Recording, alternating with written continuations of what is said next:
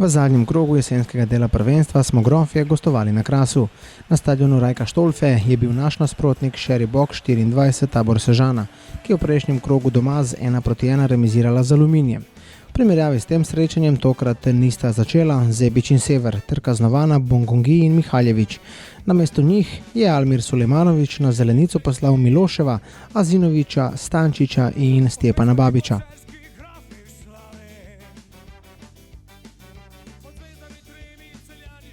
Dušan Kosić je bil v primerjavi z zmago proti Muri spet prisiljen sestaviti začetno enajsterico.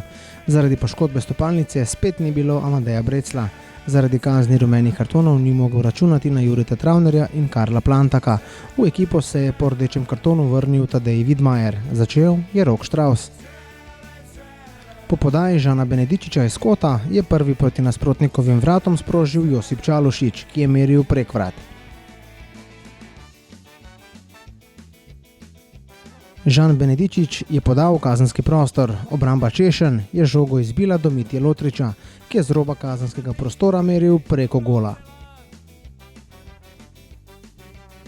Mitja Lotrič je iz kota podal v kazenski prostor, kjer je Josip Čalušić žogo podaljšal do Darija Vizingerja, ta pa jo je potisnil v mrežo Renarja. 23. minuta, Tabor Celje 0-1, Dario Vizinger, 13. letos.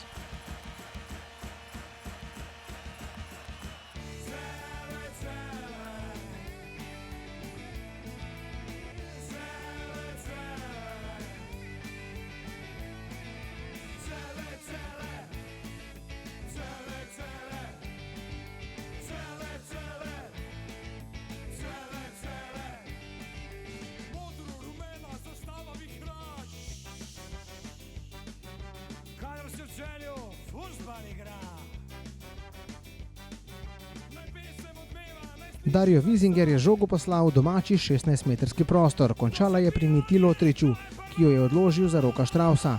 Izkušeni zvezni nogometaš je želel pretentati domačega čuvaja mreže, a je zadev samo okvir gola.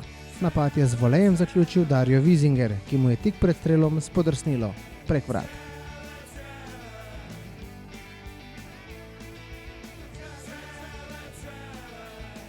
Grofje smo prednost povišali v končnici prvega polčasa. Mitja Lotrič je preigral Nemaniča, ustrelil z roba kazenskega prostora in zadel v okvir vrat. Na odbitek je prišel Ivan Božič in ga pospravil v mrežo Tabor Sežane. 43. minuta, Tabor Celje 0-2, Ivan Božič.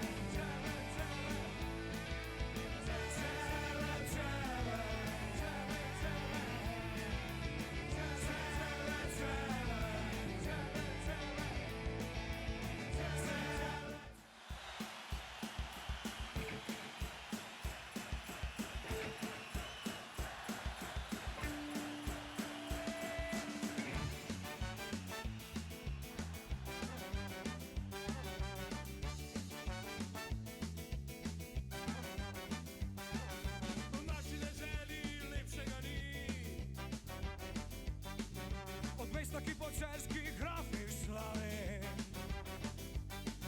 Pod gwiazdami trymi Celjani żywi.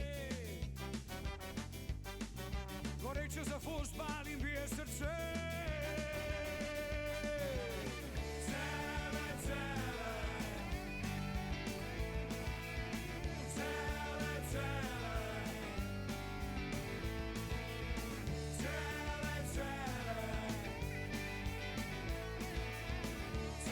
Domačini so prvič resneje zapretili v 50. minuti, ko je iz bližine mimo vrata meril Milošev.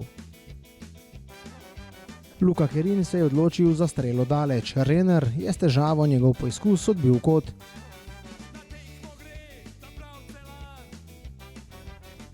Mitja Lotrič je iz kota podal na rob 5-metrskega prostora, Dušanu Stojinoviću je veselje preprečil okvir Renarjevih vrat.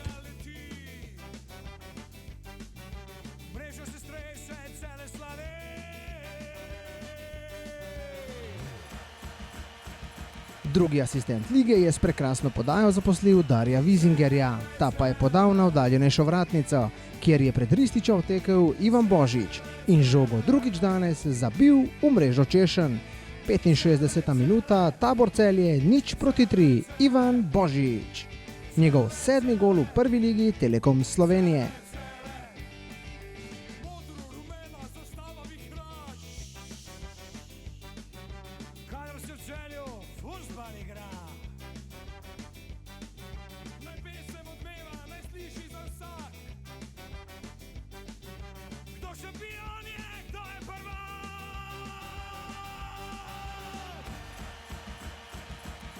Akcijo je na naši polovici začel strelec dveh naših zadetkov. Z dvojno podajo sta Ivan Božič in Mitja Lotrič iz igre vrgla Azinoviča in Nemaniča. Do žoge je prišel Dario Wiesinger, ki je pripravil strel Mitji Lotriču, ta pa s plasiranim in elegantnim strelom ni pustil Renerju niti najmanjših možnosti za uspeh. Najlepši zadetek dneva. 88. minuta, Tabor Celje 0-4, Mitja Lotrič. 8. letos v prvi ligi Telekom Slovenije.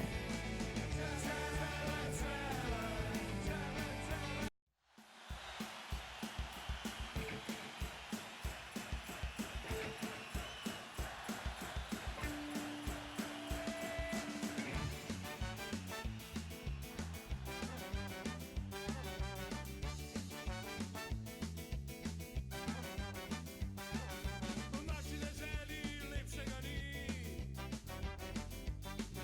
Od mesta, ki po cerskih grafih slavi. Od zvezdami Po zadnjem žvižgu Aleksandra Matkoviča smo se na stadionu Rajka Štolfe veselili grofje. Dvakrat Ivan Božič, Dario Wiesinger in Mitja Lotrič.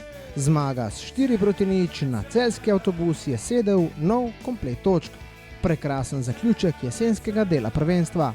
V 20 krogih smo grofje zbrali 9 zmag, 7 remijev in samo 4 poraze. Z 41 doseženimi goli smo za Olimpijo druga najučinkovitejša ekipa lige, z 22 prejetimi pa imamo za Aluminijem in Mariborom tretjo obrambo lige.